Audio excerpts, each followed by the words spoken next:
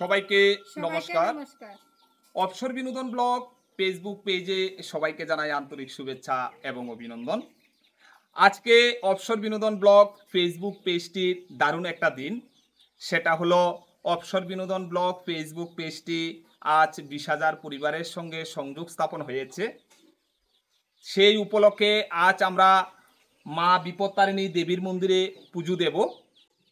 এই 20,000 পরিবার যেন সবসময় সুখে শান্তিতে থাকতে পারে এবং সবার জীবন যেন মঙ্গলময় হয়, সেই কামনা করব মা বিপত্তারিণী দেবীর কাছে। তো আমাদের বাড়িতে এই মন্দিরটি রয়েছে। অ্যাকচুয়ালি সেটা আমার বাবা এই মন্দিরটি স্থাপন করেছিলেন, অনেক পুরনো মন্দির। প্রত্যেক বছরের বিশেষ একটা দিনে বাৎসরিক পূজা অনুষ্ঠিত হয়।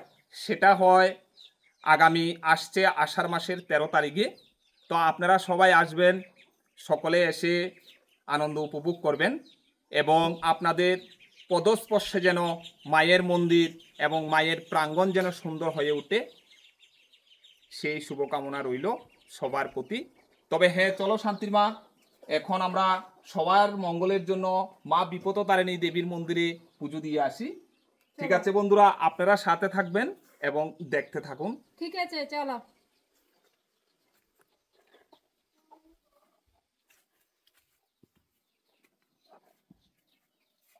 জয় মা। জয় মা। ঠিক আছে শান্তির মা, তুমি এখন পূজার উপকরণগুলি রেডি করে নাও। ঠিক আছে, এরপর মায়ের সামনে নিয়ে নিবেদন করব। 20,000 পরিবার যেন সবাই সুস্থ স্বাভাবিক থাকে এবং শুভমঙ্গলে থাকে, সেই কামনা করব আমরা। ঠিক আছে শান্তির মা, তুমি এখন পুজোর উপকরণগুলি রেডি করে নাও।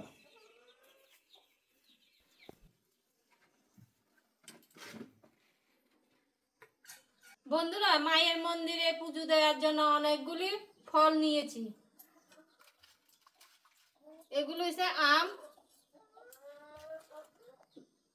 আপেল, বেদানা, আর এছাড়া রয়েছে কাঁঠাল, নারকেল, কলা,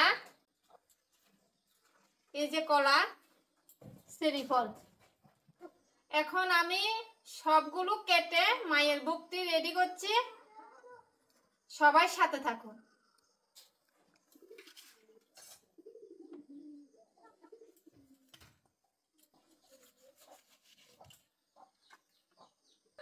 বন্ধুরা, দেবদেবী মন্দিরে পূজা দিতে বিশেষ কিছু প্রয়োজন হয় না, প্রয়োজন হয় ভক্তি এবং শ্রদ্ধা।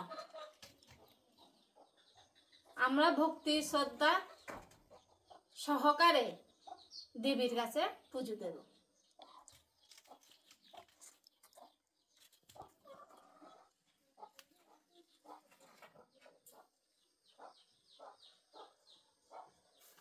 খুব সুন্দর কাঁঠালটা, মনোরম সুগন্ধ। পুজোতে কাঁঠাল দিতে খুব ভালো লাগে, কাঁঠালটা দিলে নৈবেদ্যটা খুব সুন্দর লাগে দেখতে। পূজার আয়োজন মোটামুটি রেডি করে নিয়েছি। এখন চন্দন বেটে মায়ের চরণে ফুল দেব।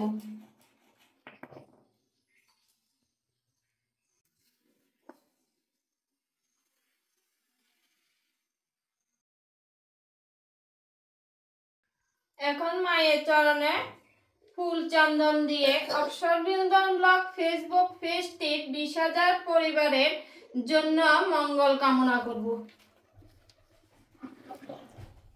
মা সবার মঙ্গল করো।